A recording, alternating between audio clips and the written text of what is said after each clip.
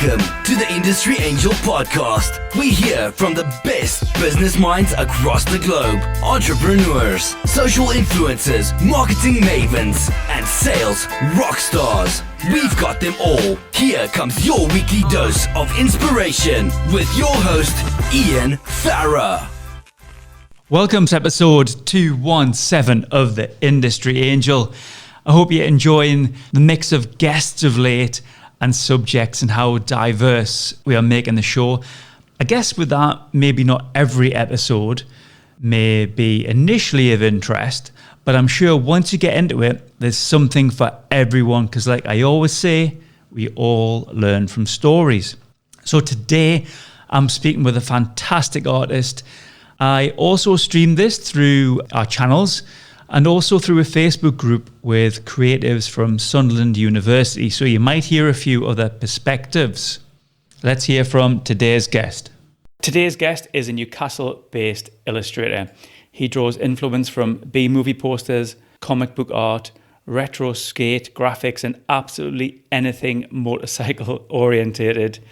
Using his signature style of solid black line work and bold colours to create instantly recognisable illustration and graphics for apparel lines, branding and ad campaigns, event posters and book covers. And recently, our guest has been creating lots of original works and limited edition prints, which have led to high-profile solo shows, both in the UK and the US. Welcome to the show, Ryan Quickfall. Hey, how are you doing?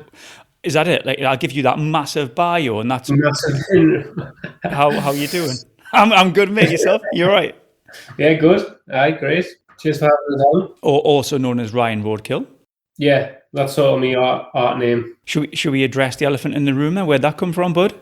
Do you know what? That was like a little T-shirt line that I did back in about 1999, 2000, something like that, and don't really know where the name came from back then, but I just sort of printed a few T-shirts just for my mates and stuff. Never really went anywhere. And then when Instagram kicked off, I thought, what's my name going to be? And then, yeah, I just picked that back up from back in the day. Excellent. Love it, because, I mean, you love motorbikes, right? So, yeah, you know, a lot of your art has cars in it and stuff like that. And it's always on the motorway with death on a bike and things like that. So is that a little nod to that, Ryan, the roadkill bit? Yeah, definitely. Definitely to do with the anything with the internal combustion engine, I guess. Yeah, so the name's related to that, I guess. Yeah, totally. Yeah, and the name just sort of stuck, snowballed, and then you get so far down the line you can't really change it, can you? Don't change it. It's awesome. Yeah. It's funny because obviously my surname's quite unusual as well. Mm-hmm. Yeah. So sometimes people don't know which is real. Quite a few like Americans have asked us also which name, you know, like, is it Quickfall or is it Roadkill? And they can understand Roadkill but can't get their heads around my actual surname. Right. You should have been a detective or something, shouldn't you? Probably. So I'm really glad I've got you today, because this is streaming through the Enterprise Place for the University of Sunderland, and we've got a lot of creatives who are really interested in journeys from creatives, artists, illustrators. We've got glass blowers, ceramics. We've got loads in the Enterprise Place.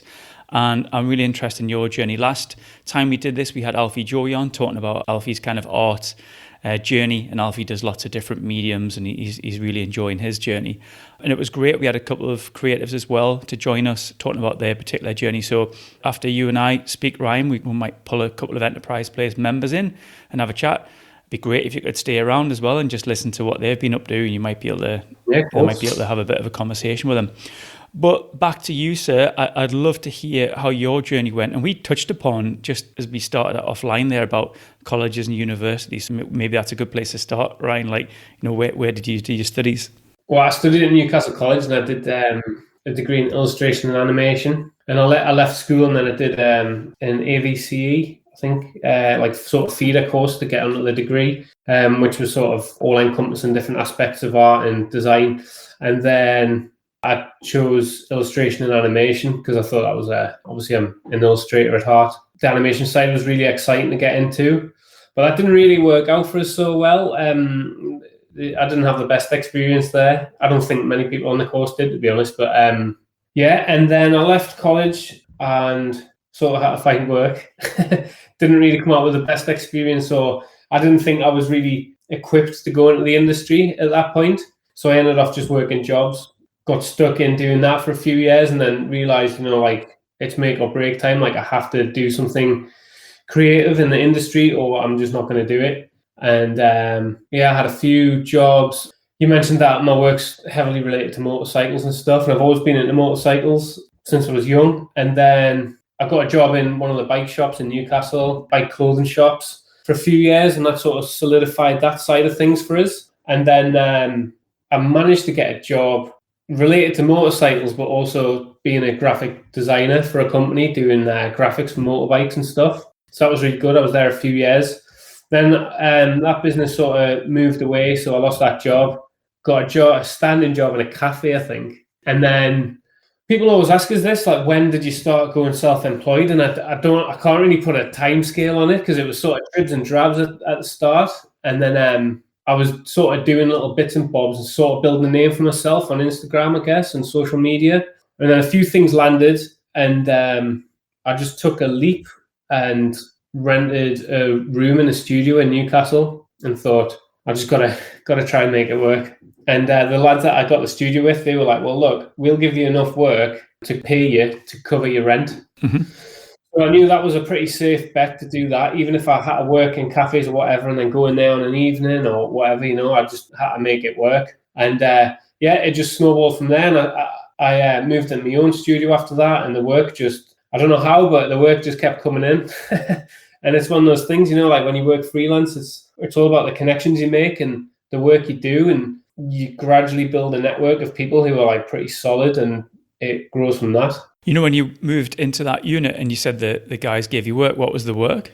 It was design work. It was like graphics and stuff. So for them, you were kind of like a contractor for them? Yeah, it was for them, like projects they were getting in, and they were like, well, look, your rent's like this much, we'll give you at least that much work a month. So yeah, it was ideal, really. I couldn't really turn it down. And then I was in there a few years, and then I got my own studio over the corridor, set that up with a printer that I knew, sort of doing screen print and stuff. And that sort of informed where I went with my artwork, the screen printed route. Yeah, it just snowballed from there. Like, I can't really express how much it's like being in the right place at the right time, or being part of the right scene at the right time. And there's an element of luck and chance about it, but you have to do the work to be in that place at the right time. Do you know what I mean? Mm-hmm. You have to put yourself out there so that you're ready to be seen. This is going to be a bit of a mad question, but were you any good? When you came out of your studies, and you said there about your experience might have been a bit sketchy, and when you came out, when did you feel that you were good enough to kind of sell stuff and deliver stuff? Well, I mean, honestly, I'm not even lying. Like, at this stage, I still feel like I know where I'm going and what I'm doing. Mm-hmm. There's some projects where I think, oh man, like, I'm not confident with this. So I don't know where I did get confidence from. I don't know. You have to just dive into the deep end. Look, if you're not good, you're only going to get good by doing it. So I've got this theory of, like, if I don't know how to do something, I'm very DIY, and like, I guess like that punk aesthetic that I grew up with around like BMXing and stuff is like, you just learn how to do stuff. You just DIY, do it yourself. I'm completely self-taught, and all the programs that I know, how to paint, how to draw, like, I just taught myself, and I taught myself through just doing work, so yeah, I sort of think, say yes to the work and then find out how to do it. Just learn on the job. Excellent. I would hope you said that, and like I said, I obviously didn't mean to roast you saying were you any good, but no. It is really interesting. I'm so glad. And I think you touched upon a little bit there of maybe imposter syndrome. Sometimes even though we can be really, achieve so much, we still put so much pressure on ourselves. And I was talking to a creative a couple of weeks ago on this, and I was like saying, like, when do you call yourself an artist? When do you decide that you are an artist? And I think there's only one person that can decide that. It's yourself. When do you start saying, oh, I'm an artist? And yeah, there's an element of imposter syndrome in there. Yeah, for sure. Like, I think all creatives that I know have got that. Mm-hmm. And it's because it's not a solid, you are producing something, but it's not like you're a plumber, where you go in and you do a physical job and there's a result at the end of it. Yeah. And you can say, yeah, I'm a plumber because I've made that. I've fixed that pipe or whatever. put that kitchen in because I'm a kitchen fitter or whatever. There's a result at the end of it. Whereas like an artist, like you create something and its value is not known. That, like the value of art is like driven by what the artist says it's worth, what the industry says it's worth. Like it's a really unusual job. And in fact, like some people don't understand how you can be an artist, because I remember getting in a taxi a couple of years ago and the guy was like, "Oh, what do you do?" I was like, I sometimes say I'm an illustrator because I sort of split my work between being an illustrator and an artist. But I thought, you probably won't know what an illustrator means. So I said, "Oh, I'm an artist." And he was like, just blank. He had no idea what an artist was, because they think, like they've got paintings in the Louvre and stuff. Yeah. Like in the National Portrait Gallery, they're artists. And this guy was like, "But I don't understand. Like, what is an artist?" And you think that's the most simple thing, that people know what an artist is, but people don't get what your job is. Like they don't understand that it can be a job. I think. Yeah, that's it. Going back to that bit when I asked you if you were good. Who decides when you're good, Ryan? Is it you or is it the eye? Because art can be very expressionist, and some people can say, "Wow, that's terrible." Other people can say, "Wow, that's genius." Is it the artist who decides that they think that's good enough, or is it the I don't know, because there's that old saying, isn't it? Art is in the eye of the beholder, isn't it? Yeah. I don't know, man. Like this is the mystery of art, isn't it? Like where's the value in art? It is, where's the value in it? It's just if somebody likes it and wants to buy it, they put a value on it. I don't know. It's such a weird world. And that, that's why I split my time between being an artist and an illustrator. So, I do commercial work, which I know the value of straight away because it's driven by an industry, and the industry knows what the value of that work is, because it might be a half-page illustration. Well, a half-page illustration works at this price rate. A book cover is this, whatever, or the client has a budget. Whereas, like, with artwork, you have to price everything yourself. You have to put the price tag on, this piece of work here or whatever, and you have to really judge it.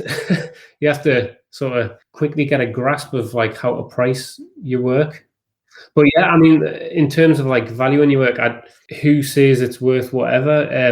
It's the artist at the end of the day, I guess. You have to put a price on the amount of time that you've put into it, what you think it could sell for, and what you think's a fair price for your time and your integrity and all the skill set that you've, like people don't see the behind the scenes, which is the years of like scraping the bottom of the barrel and having no money. Like I've spent a lot more time having no money than I have being paid for my work. Yeah. And they don't see any of that. They might think, "Oh, bloody hell, like it's how much for a print?" But it's the experience that you've gained. You've got to pay back all that time.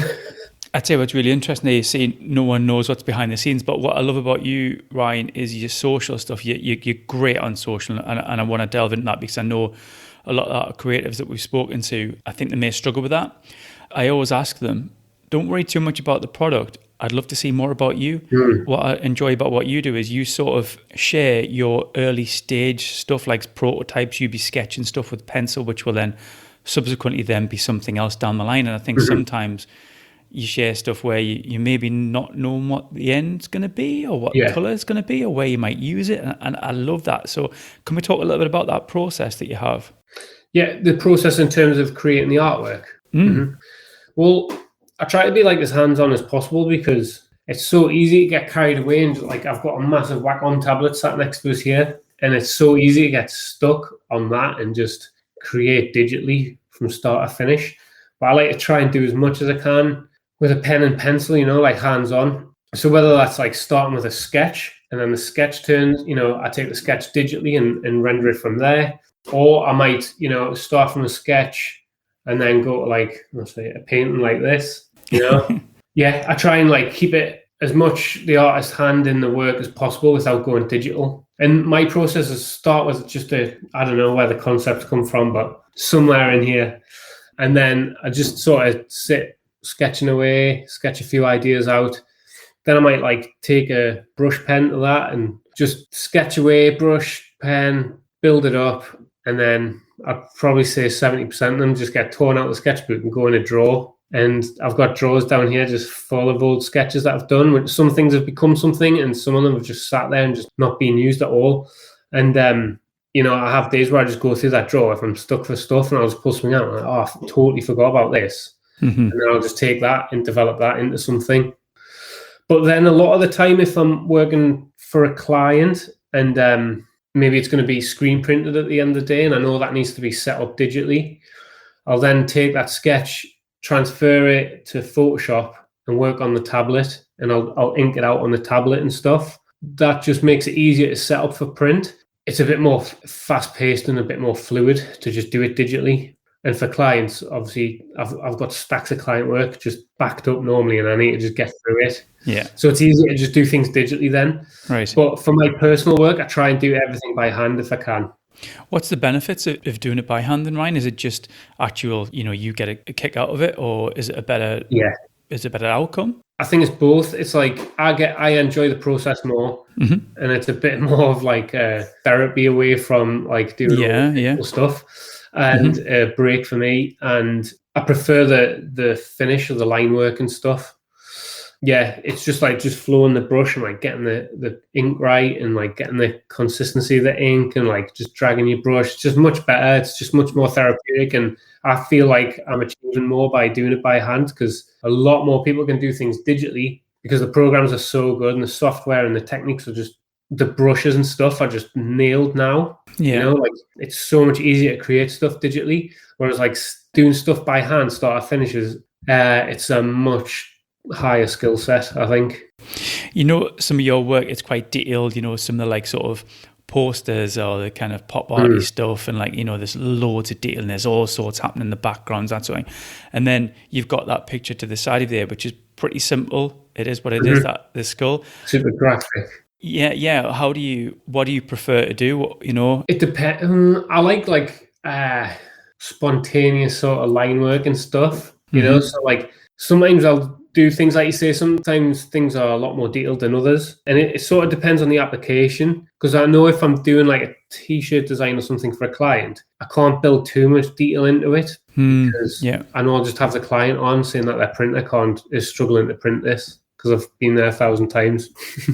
So you really have to have the knowledge, which really only comes with time, I think, of making mistakes, to know what level of detail you should be putting into what work for the end printing process. But for stuff like that skull, I knew in my head exactly what I wanted to do then. I wanted to do this like really graphic piece of work, using my signature line work style, and then building in like, you can't really see it from here, but that's like a really fluorescent pink. The camera's sort of like toned it down a bit.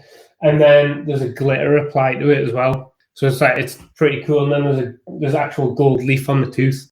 So I had that really set in my head of like how I was going to approach that, and I really wanted to do that quite graphic, so it stood out really well with the print techniques I was going to use. But then like stuff like this one here, that's like a painting on canvas, and I've like gone quite graphic with it, but it's still quite it's a lot more detailed than the skull. So yeah, it sort of depends, like the level of detail. I sort of know what the end product's going to be, so I sort of decide on the early stages how detailed or intricate the design's going to be.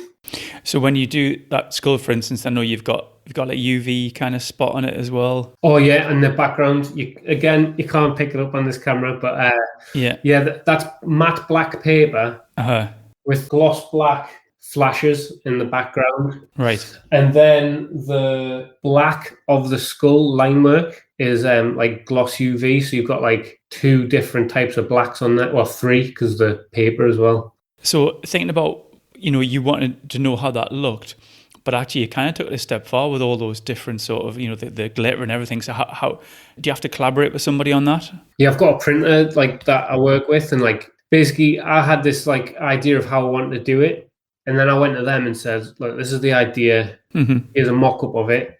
And they were like, well, this is where like people's expertise, like that's only as good as it is because I had the vision, implemented the artwork, but then I went to them and said, like, how do we do this? And then I used the printer's expertise. Yeah. And they were like, well, we should use this type of ink on this, this black, and then we could do this black different.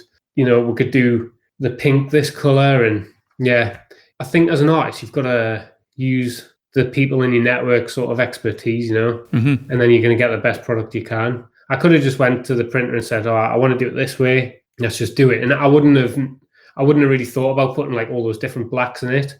but they knew straight away. They were like, oh, you should do this a different color from this. And the glitter, like we went there and they were like, okay, well, we'll do the glitter, but like there's all these different types of glitter you can use, like different colors of glitter. And they were like, well, I think this one will work best. And then they mixed the glitter up, printed a test print, but it wasn't glittery enough. So like, I mix more glitter in and just doing it that way till we get it right. What a diva. I know. Well, it's working with a printer who are like perfectionists with the print as well. So yeah, like I'm a bit of a perfectionist, but I'm happy to, call it when I call it. But they were like, no, like we need to get it like perfect. So, when you do limited edition prints, so if we can start talk a little bit commercial and maybe give some of our enterprise members who are watching from the university some ideas about how they can commercialize and think about that. You do limited edition prints, don't you? Yeah. Mm-hmm. How do you decide how many to do? Well, it's very hard because, you'd like to do like 400 prints and sell them all, wouldn't you? Mm-hmm. But there's a fine line of like not flooding the market with your work and creating demand for your work. Okay. So like, I guess that obviously, the less you print, if you've got that client base out there, the less you print, the more demand there's going to be for it. But you need to cover all bases. So you need to have a level where there's a demand for the work and it's going to sell out, but also print enough and price them enough that you're going to make a worthwhile amount of money out of it because it's a job at the end of the day. So I think with the skulls that we're talking about, I did 40 units, pink ones, and then I did 2 separate colorways. One was a gold skull, and there was 20 of those, and then there was 20 silver skulls as well. So we sort of mixed the print run up into different colorways, which is another way of like, instead of just releasing, 60 pink, you drop it down to 40 pink, 20 another way, and 20 another way, which it means that the smaller number ones might sell first, which they have. Right. Okay. Right. So you're trying to cover as many bases as you can, really. Without, I think people can see if you're just in it for the money and you just, release like 300 prints and you try and flog them all.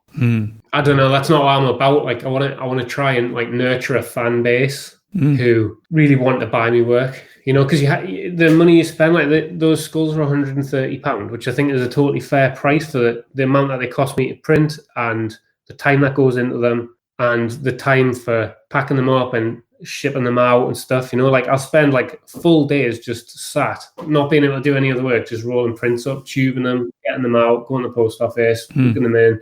But I could have printed loads more and made a lot more money, but that's not really what it's about. You've got to really manage the availability of your artwork to create demand. I think it was really interesting you said the smaller numbers went first, so that's like a kind of scarcity in the sales world. Exactly. You would create scarcity, wouldn't you? So that was really interesting that the short run pieces went first. Is that literally that you touched upon there, that the kind of the fan sort of side of it, people will want that short run and I want one of those? Yeah, I think so. I think that's how all artists work, like you've got to make things limited so that they sell. Also, like if something's sold out, I get this all the time. I've got prints that I did ages ago and people contact me and they'll say, oh, can I get this print? I know it's sold out. Like, no, because once it's sold out, like I think they think that maybe you've got some lying around, which I normally don't, or you'll just print some more. But that's not how it works for me. Like once it's gone, it's sort of gone. I'm not going to do another print run, or if I do another print run of the same artwork, it's changed in some way, so it's a new color edition, right, or it's at a different size. There's no point just doing an artwork saying it's limited, sell it out, realize it's sold out, you haven't printed enough or you haven't priced it well enough or whatever, and you want more of the pie.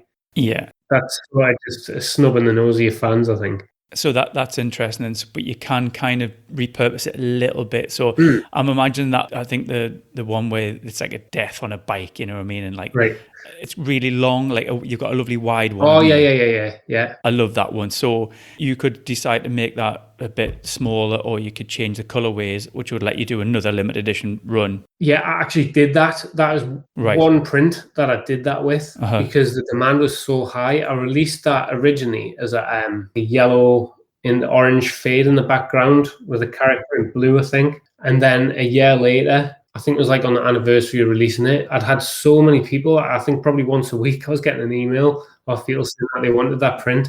So I decided to do a new colorway of it. I don't think that's the same as just like reprinting. Yeah. Because it's mixing it up. And I knew that lots of people wanted a copy of it. So I did that again. I re-released that for the same price, different colorway. And I think it was more limited numbers this time. And do you give it a name as well, like that particular piece? Yeah, it was called Life at 120. Right, okay, cool. Can I talk a little bit about the fan scenario? So in terms of, do you get people who just buy everything you do? Do you get people who are just constantly messaging you or liking your stuff and that sort of stuff? Have you created a bit of a tribe? Yeah, definitely. And I want to do that even more because those people are like solid, you know, they really get what you do and really appreciate it. And you've just struck like a nerve with them. Yeah. I've got like a handful of people who sort of buy like everything. And there's some people who you won't hear from for ages. And then they'll just go through and buy everything you've got available. And not just, they'll buy like one or two, like 2-3 copies of things. And that always surprises us, you know, because any sale like still surprises us. You know, like when you were saying before, like when do you know, like call yourself an artist, or when do you become confident that you can be an artist, or when do you become confident in your work? And like, I'm still not quite, and it still surprises when I get sales in, you know, especially when I do a print release and like 70% of it sells out in like the first couple of days. I think, bloody hell, like I just still don't expect it still to this day, you know. Well, I did say at the intro, you're a humble lad. But I think that shows authenticity though, Ryan. And actually, it sounds like you're listening to your tribe in terms of you're putting out stuff that they're like. So it sounds like you've got the model really right. You know, if you had done 100 prints and you've only sold 2 of them, it would lend itself to that particular print being a bit naff. Yeah. The fact that you're selling them out means that you're hitting the sweet spot with what your kind of base wants. Yeah. And I think what I'm trying to do now, and I know you said I was like, you know, quite good with my social media and stuff, but to me, I'm really not. I don't really have enough time to like direct my energy into it. But what I'd really like to do, and I am starting to, is let those followers that I've got see the process, like you were saying before, you know, like I can drip feed like the stages of it so they feel part of the process.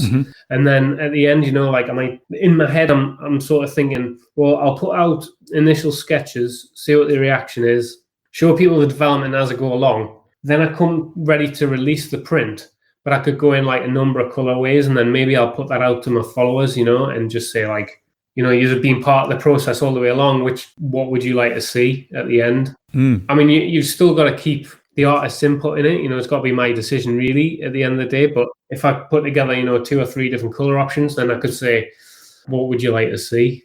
And I think that would be really good to allow my followers and fans to like be part of that process all the way through. And then, you know, once they've seen all that happening, they've decided what color it should be, then they can buy it, and then it turns up beautifully packaged, turns up safely, hopefully, and then they can frame it and put it on their wall. The engagement piece on your social, that is interesting, asking them questions or polls, because you can still have your artist input. It could even be as simple as you do a t-shirt design. Do you want it on the front or do you want it on the back? Yeah, exactly. In fact, I did that with my last t-shirt design. I sort of put it out like, do you want it on front or back, or like what color t-shirts?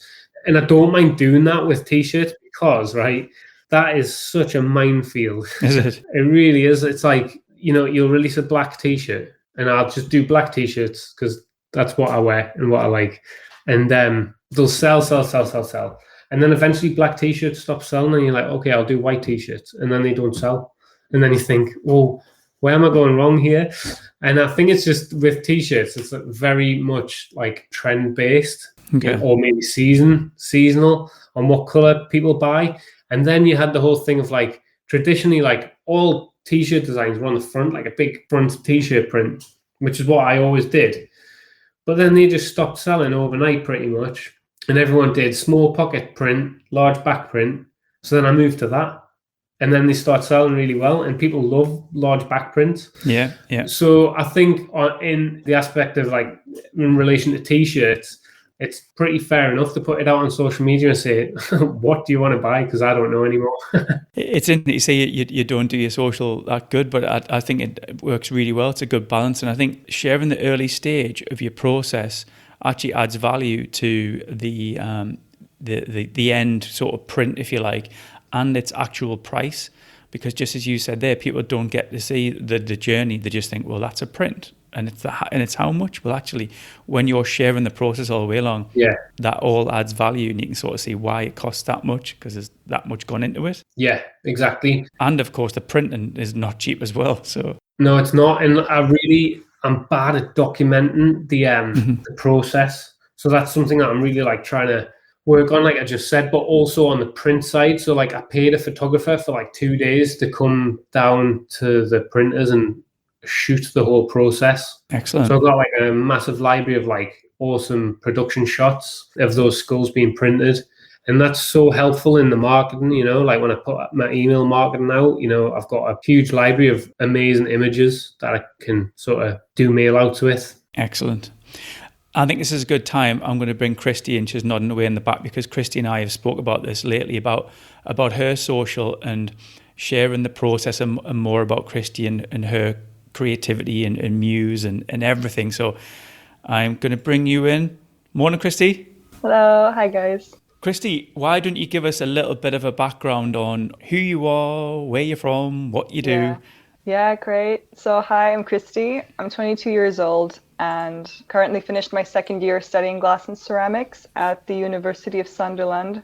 I'm originally from Ukraine, though I've been living in Slovakia since I was 6 years old. And before that, me and my family were traveling in caravans many countries as part of a Christian missionary group. I have a great passion for traveling and also art. I've been interested in art since I was a child. I've attended various drama clubs, art clubs, dance classes, singing in choir, loads of art.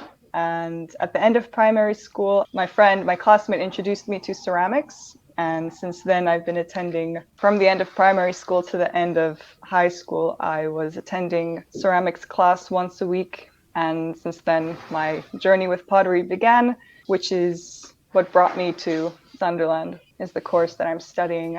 I have a great passion for clay and pottery. So that's what I'm focusing on at the moment. Wonderful. Ryan, were you going to jump in there? No, I just thought that was awesome. Like, that's a great story. And like, I've never really like touched on ceramics at all, but I love the process of them creating ceramics. Yeah, it's nice. I think I'm more of a 3D person. Yeah. I do love illustrations and photography and painting and a lot of 2D work and fine art. Yeah. I think myself, I feel I'm more settled when I can create 3-dimensional work. So. Awesome. Christy, have you got anything there that you've got any of your ceramic teaware that you... Yeah, I brought a few pieces to show. Yes, I hope it'll look fine on the camera. Of course it will. So at the moment I'm focusing on making teaware and jewelry. So I have a few tea bowls here. The design is quite minimal on the outside. On the inside I've incorporated some glass frit. They're quite colorful on the inside, but the outside is quite a bare design. I primarily use terracotta clay. It's this darker clay, but we also use porcelain, which is a really nice bright white. But I only have terracotta so far. Yeah, it's great. So these are a few pieces that I'll be selling at a handmade market at a festival in July, the end of July. Here are some teaware. This is called a shiboridashi. It's a type of Japanese teaware. Awesome. So that's how it looks like. This is the shape. So you put loose tea in here. The leaves are quite large, so there's enough space for them to fully open, which gives a wonderful flavor for the tea. Do you need that in your life, Ryan?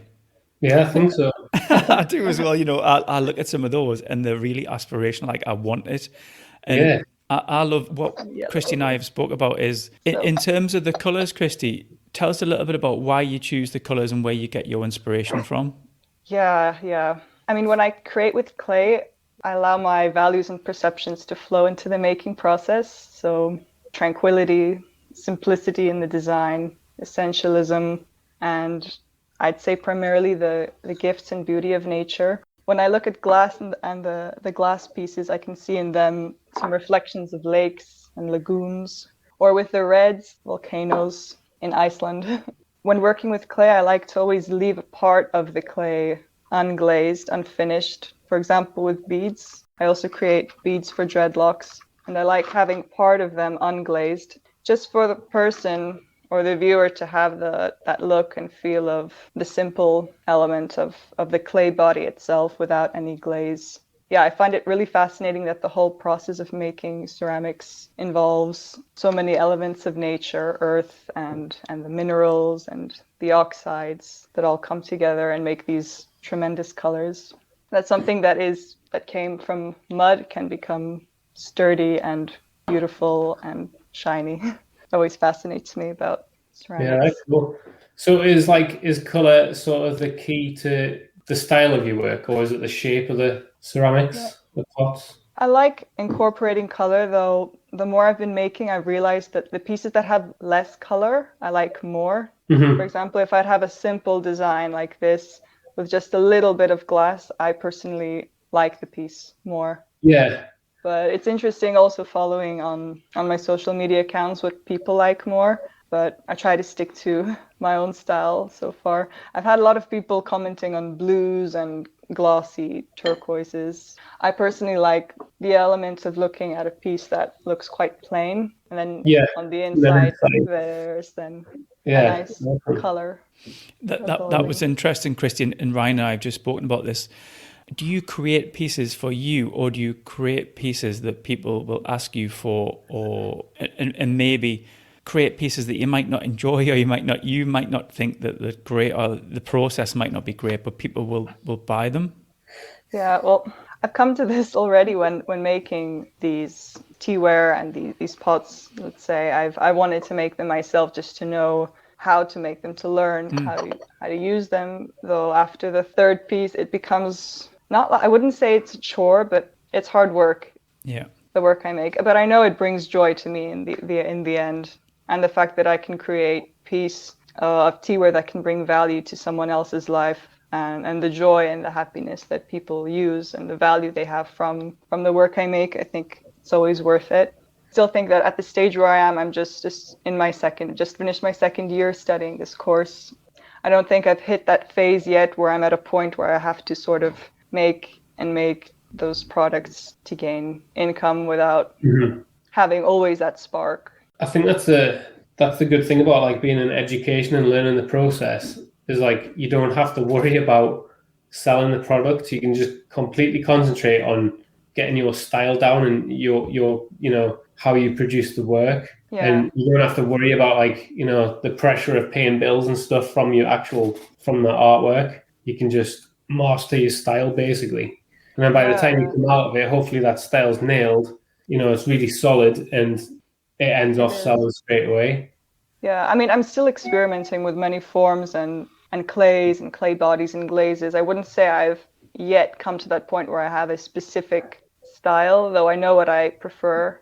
Yeah. And I would say the work I make almost always reflects my experiences and environment. And I could see that in the past when I was attending high school, most of the work I made was it was 2D. I made various logos, band logos for a man that owned this pub, and I would make logos of Jimi Hendrix, Deep Purple, Led Zeppelin, Pink Floyd, 60s or 70s bands. And then I've evolved to jewelry, and then to ceramics, to teaware. Yeah. So, yeah. Made quite a lot of jewelry now. Look at that. Cool. Crackle glazes. I mean, most of my work is more visible. You can check out my Instagram accounts for detailed. Nicely done, Christy. Get that plug in there. I love it. Yeah.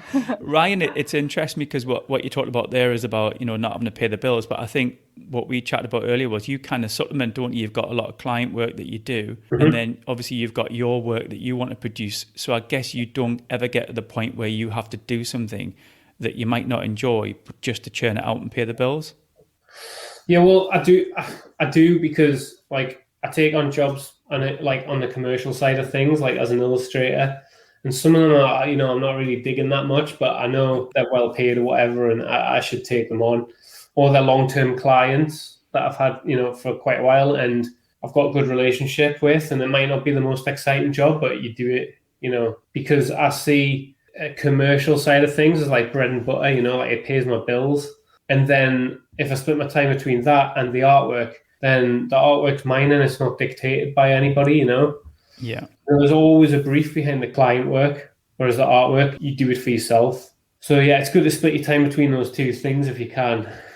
Take the pressure off. Good stuff. What we'll do is we'll bring Kelsey in. She's in the green room there, I can see. I'm going to add her to the stream. I'm going to throw you up there. Kelsey, no pressure. There you are, right in the big space. How are you doing? You good? Yeah, I'm good. Yeah. Yeah, thanks for joining us this morning. Why didn't you, again, give us a little bit of a background, Kelsey, who you are, where you're from, what you do? Okay. I'm Kelsey. I am from New York, but I live in Newcastle now. I did my master's at the Glass Center. So I have a master's in glass and ceramics, but I also have a bachelor's in fine art. I'm multidisciplinary. I work in printmaking, also glass, but also just general sculpture and sometimes audio. I tend to mix up because I'm more working in the gallery than like commercial. I still do commercial work, but I tend to be in the gallery more, dealing with more conceptual work. In the past, I've dealt with a lot of topics from like mental health to sexual assault survivors. Recently, I'm switching kind of into a new realm of, I've been talking about colloquialisms as a foreigner, like how you understand those. And I recently just got an Arts Council grant to start exploring the intersections between craft, technology, and art, which is really exciting. And it's like allowing me to like kind of become a student again, where I get to explore something without worrying so much about like, oh, how much money is this costing? So that is nice. But I also still do a lot of commercial work. For example, I'm making like trophies right now, like handmade, designed by me. And I just use different things like water jet cutting to like screen printing to do the names on the trophy, to concrete casting. So I'm quite multifaceted, I suppose. And I even do like small jewelry work too. Where do we start there, Kelsey? There's so much going on, isn't there? I think because I had the fine art background, so that made me definitely want to stick into gallery work. But then the glass and ceramics masters like helped me understand there's also a way of making and like being a craftsperson and being able to have commercial work that can like help you through the times of making conceptual development as well. Because I know Ryan said it earlier, at the end of the day, you are a business and you need to make money. And sometimes, like particularly in this last year, gallery work isn't always there, like all the time. So it's something you have to be mindful of in like how you split your time, which I'm getting there. I really struggle with that. Like, where do you split your time? Like, I sort of describe it as like 50-50, but it's never 50-50 for me.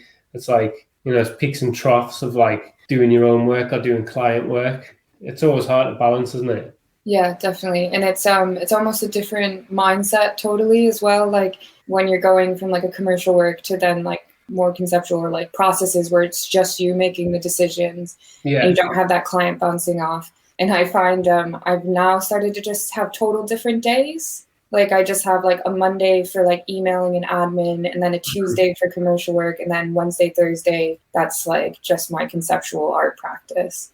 Yeah. That makes sense in my head now. I'm starting to figure out. Yeah, that's what my wife keeps saying to me. You need a day for this, a day for that, because I'm just like all over the place, like mixing up every day. But if you can get to that, if you can get that structure, I think that's the best way to handle it for sure. Yeah. I say that. I try to follow it. Yeah. It's got to be strict. Do you do that, Christy? Were you going to come in there? Yeah, I'm just saying that I find personally, when I give myself a day to do a specific thing, I sort of then warm up and I can do the same thing the whole day. If I have, let's say, a meeting or an online call and things have to do with email, if I just send that first email, then I can do the next, and I'm just in a flow the whole day. And then I have another specific day after making work, or one day just social media. I think it's easier for us as humans. But of course, each person has their own way and system. I'm quite envious. I think I'm with Ryan. I bounce all over all day. It's chaos in here. Yeah.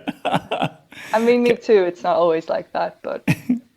Kelsey, I love that structure, because during your introduction, you just said that you do so much, so you must have to be structured and scheduled. Where is your real passion? If you could have all the time in the world to really lean into something, what would it be? Yeah, I suppose I would do more gallery work and more like conceptual work and trying to push boundaries within the glass field and the art field, because I am interested in those intersections between craft and art, because a lot of times they get separated or they're seen as like different worlds, and I think they can exist at the same time. Like I grew up in a family of like factory workers and makers and craftsmen, and I also had artists in my family, and I saw how these skills like can be intertwined to make really incredible work. So I would want to focus on that, but I also really enjoy teaching. So I'd love to share those skills and that knowledge with other people. And I do teach sometimes too, just another thing. Yeah, just throw that one in as well. Yeah. You said about pushing boundaries, and I love that. So in terms of pushing boundaries, how do you get your inspiration? And do you look at others? Do you go to others' galleries? Do you watch other artists? Do you watch stuff on YouTube, for instance, to learn techniques and try to gather information? Yeah, so it's a bit of a mix. Like yesterday, I just spent all day doing all the galleries in Newcastle just to see like what's going on around here. But I also do have like a mix of watching videos, just like how to make things in the actual process of things. Particularly with like printmaking, you can always learn more and you can get better and you can get cleaner.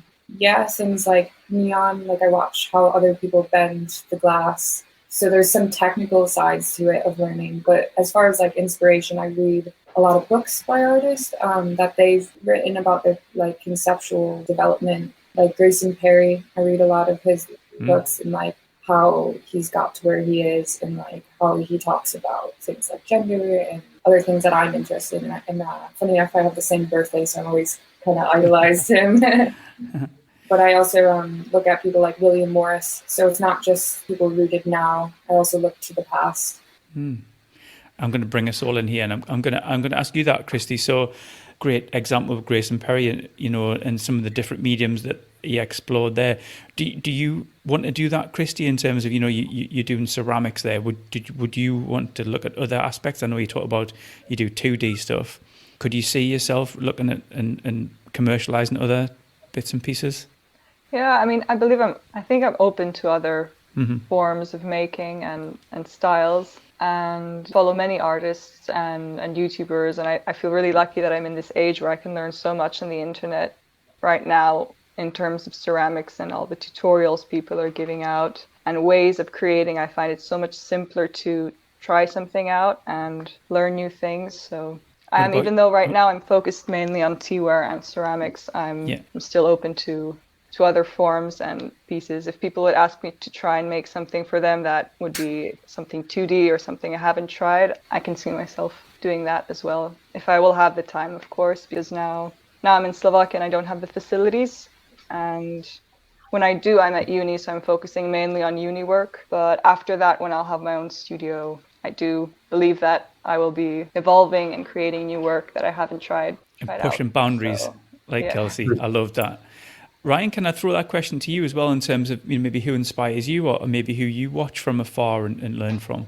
Generally, it's just amazing to see how many people are actually making a career out of their skill set, like creatives, when you go on Instagram and stuff, how many people now are getting work and make a living from their craft. That's always like super inspiring, I think. In terms of like specific artists and stuff, I think, do you know Posada? He was like a Mexican artist, like in the 1800s. For me, when I first saw his work, I was like, right, that does work then. Because he basically, all his characters are skeletons. And that was like a real like click for me, because a lot of people are like, why are you drawing skulls and stuff? And for me, it was always because, well, everybody's got a skull, right? Everyone's got a skeleton.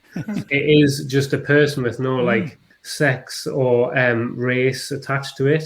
And yeah, Posada just basically worked and like did all these like political cartoons and stuff. And like he always featured like skeletons, like hooded skeletons and stuff in it.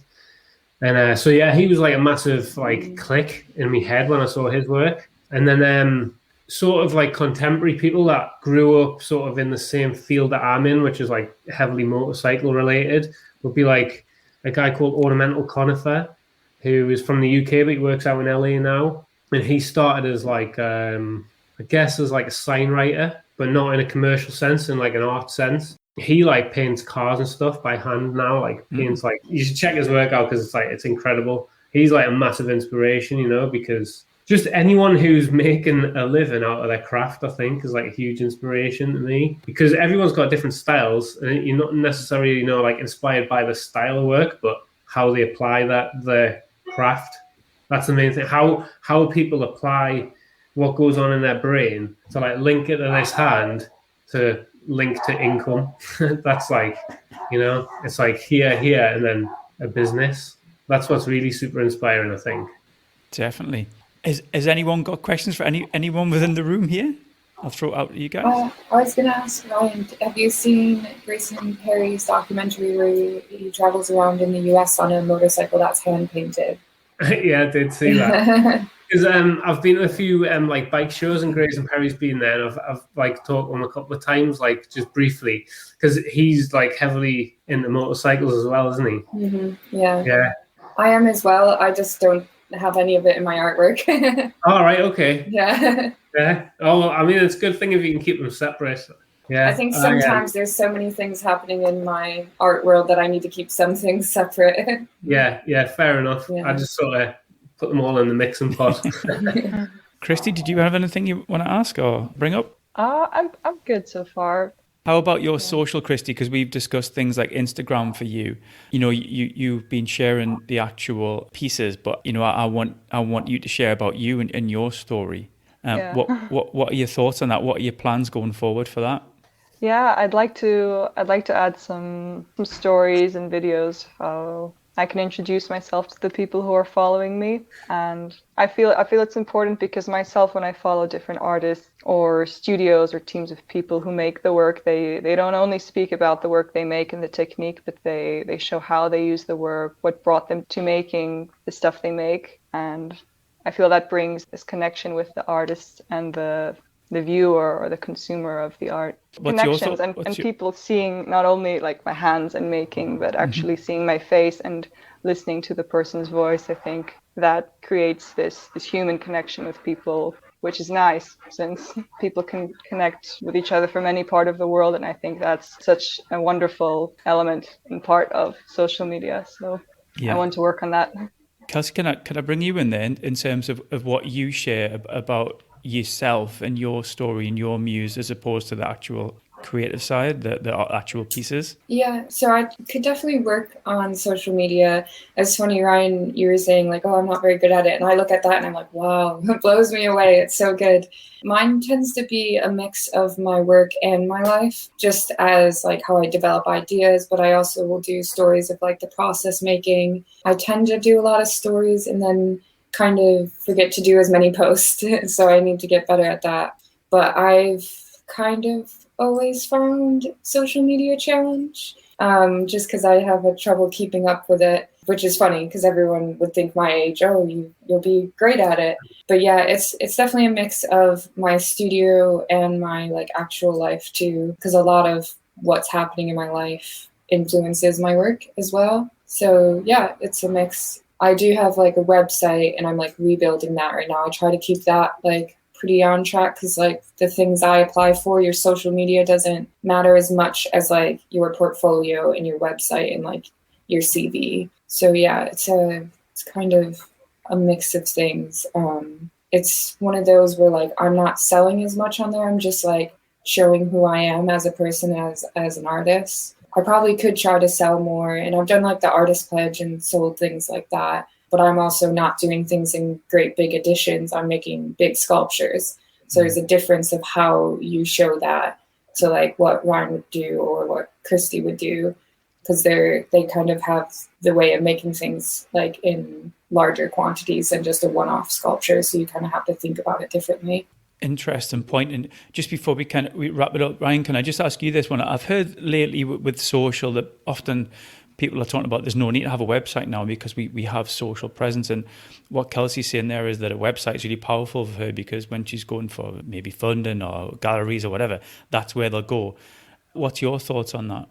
I think you do need a website personally because it's like more curated. I think like you're more specific about the stuff that you put on your website. Like I treat my website as a portfolio. although it's a bit all over the place at the minute, like Kelsey was saying, I need to sort mine out. But, you know, like websites do get neglected actually because of Instagram and other social media platforms. But I think if you can have your website as like a solid portfolio of work, I know that agents still look at my website. You know, I've worked through, for the illustration side of things, I have an agent. They have on their website like a portfolio of my work, which is all the stuff from my website, because their clients will just look at that rather than going through your social media channels. Because I think an art director might not have much time to be looking for an artist. So they don't want to be scrolling through your Instagram the whole time, right? Like they want to go straight to the core of what your work is. You know, they don't want photos of your dog and stuff. They just want to go to your website, see within the first couple of seconds, oh yeah, like this is going to suit the project. So I think websites are still very relevant. Maybe in the future they might not be, I don't know. But I do know that I've had a lot of work through Instagram. In fact, I think that's how my career started, really. It was like right place, right time, and Instagram. So although websites are super important, I think, you still can't knock the fact that Instagram is like the go-to place to see instantly see somebody's work in life. Yeah.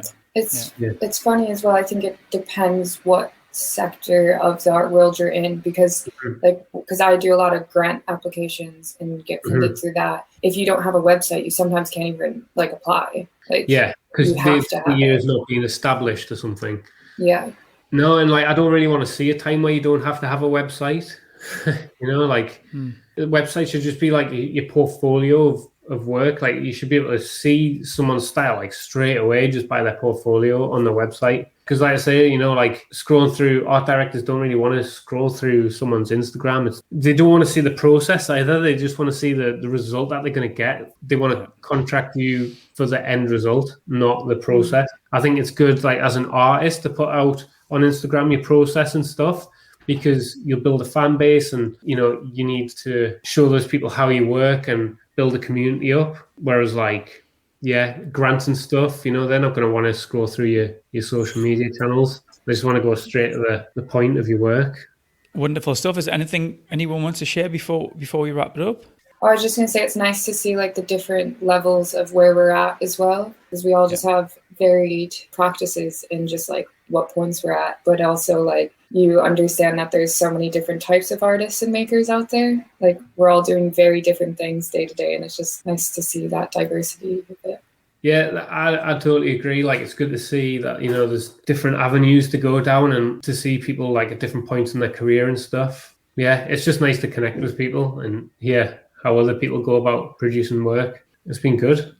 Definitely, I think this will be a great resource as well. As you say, this will be on the Facebook page and the Facebook groups to catch up with, so people can come back and watch it and be pointed at it. And, you know, please share it out to your crew as well, because, you know, if anyone can take value from this, please do that. Christy, did you want to say something before we leave?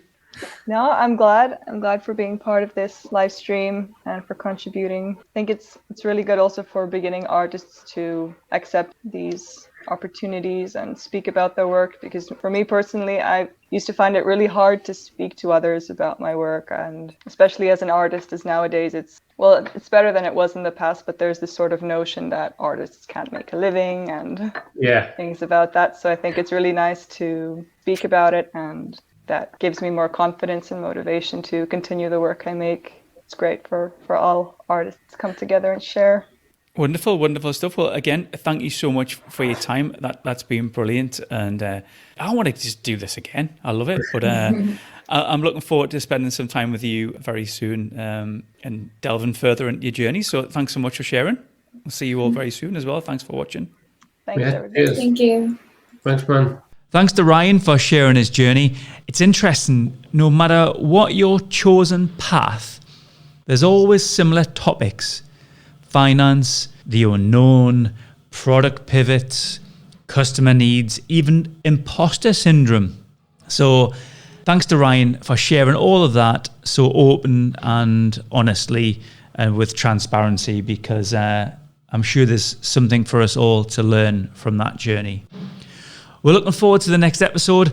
As always, thank you for sharing this. If you've left a review or got in touch, we'll be doing shout outs on a coming episode. If you haven't, get in touch. If you've got something special to share, something newsworthy, let me know. This is your show. We're here for you. This is our community. So get in touch. You can drop me a line, industryangel.com, have all the channels, email, social. Jump on LinkedIn if you want. I'm there and I'd love to connect with you. Bit of our own news, actually. This is the end of our financial year here at Far North.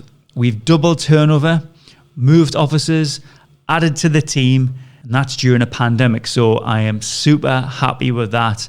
And a big shout out goes to producer Misha for bringing you these shows and allowing me to do the easy bit.